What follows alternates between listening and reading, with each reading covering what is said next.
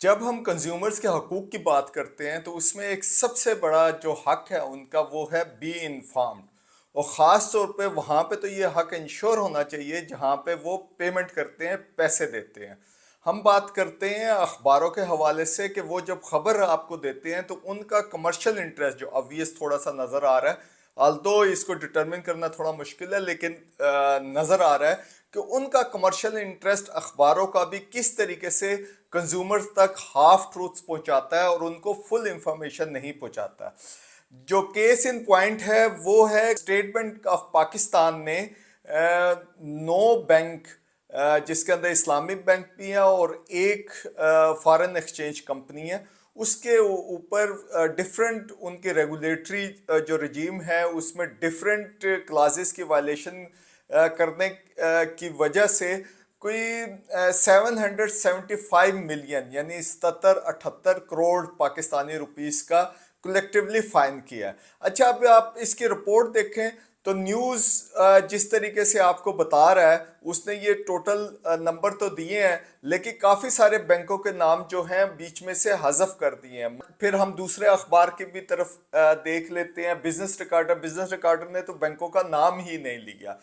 इसी तरह express Tribune ने भी बैंकों का नाम नहीं लिया। ये चंद अखबारों से चंद एग्जांपल्स हमने निकाल के आपके सामने पेश की गई हैं। एटलीस्ट कंज्यूमर को ये पता होना चाहिए कि बैंक कौन से बैंक हैं, उनके ऊपर क्या वायलेशंस उन्होंने की है और किस किस्म की उनके ऊपर जुर्माने लगे हैं, ताकि वो एक इन्फॉर्म डिसीजन तो कर सके। लेकिन यहाँ पे लग रहा है कि ये जो इन्फॉर्म डिसीजन करने में यहाँ पे कुछ जो जिसको कहते हैं डंडी मारी गई है।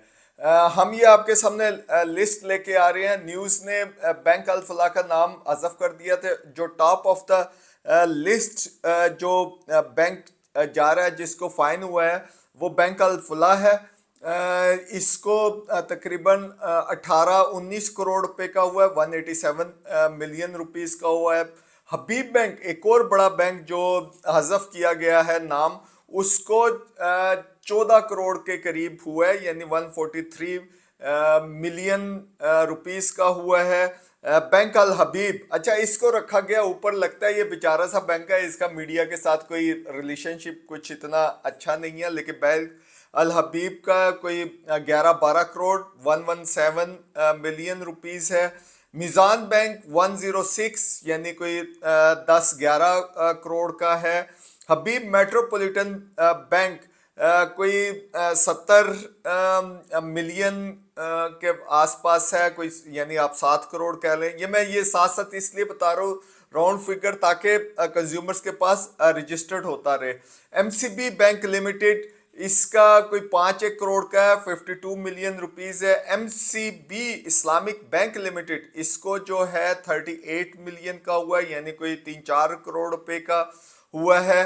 कोई 3-1 करोड़ का बैंक खैबर को हुआ है और कोई रॉयल एक्सचेंज कंपनी को 27 मिलियन रुपीस फाइन हुआ है। और ये जो फाइन किया गया है ये बेसिकली इन कैटेगरीज में किया गया है। इसको CDD कहते हैं, कस्टमर्स ड्यू डिलिजेंस, फिर KYC नाउ यूर कस्टमर्स यानी ड्यू डिलिजेंस वगैरह का, और जर्नल बैंकिंग ऑपरेशंस के ऊपर हम इसमें एक अच्छा इसमें ये भी एनालिसिस करने की ज़रूरत है कि कौन कौन से बैंक्स को ये होता रहा है। एक तो बैंक अल फलाह को जो पिछला क्वार्टर था, अच्छा ये जो जुर्माने हुए हैं ये जनवरी से मार्च के जो ये 3 महीने उसके दरमियान हुए हैं, लेकिन कुछ बैंक वो हैं जिनके पिछले क्वार्टर में यानी अक्टूबर नवंबर दिसंबर वाले क्वार्टर में भी उनके ऊपर फाइन्स हुए थे, जिसमें हबीब बैंक है, बैंक अल फलाह है,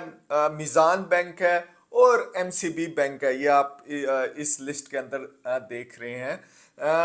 हमें जो जहाँ पे इशू नज़र आ रहा है इसका और हमें कुछ ब्रेक डाउन चाहिए, जिसमें हमें बताया जाए कि जो कंप्लेंट या कंज्यूमर रिड्रेस मैकेनिज्म है उसकी वायलेशन वगैरह करने में या उसकी कंप्लायंस में किन किन बैंकों को और कितनी जो है वो अमाउंट फाइन में की गई है। ये एक इंटरेस्टिंग डिटेल्स है जो हम आपके साथ शेयर कर रहे हैं और इसको हम will keep on following it up. दूसरा कई जगह पे कंज्यूमर्स को एक तो अपना पर्सपेक्टिव होता है, दूसरा कॉरपोरेट इंडस्ट्री का भी पर्सपेक्टिव चाहिए। जो चीज़ें कंज्यूमर को सबसे ज़्यादा इफेक्ट करती हैं हेल्थ में, वो मेडिसिन की प्राइसेस है। सो आज जो एक खबर छपी है, जो पाकिस्तान फार्मास्यूटिकल मैन्युफैक्चरर एसोसिएशन है, आप वेबसाइट पे देख रहे हैं, स्केची इंफॉर्मेशन अपनी वेबसाइट पे इन्होंने लगाई है। इन्होंने कहा है कि हमें रिफॉर्म चाहिए ताकि ये इंडस्ट्री ग्रो कर सके। उनके जो स्टेटमेंट छपी है वो ये बात कर रही है दो तीन फैक्टर्स पे।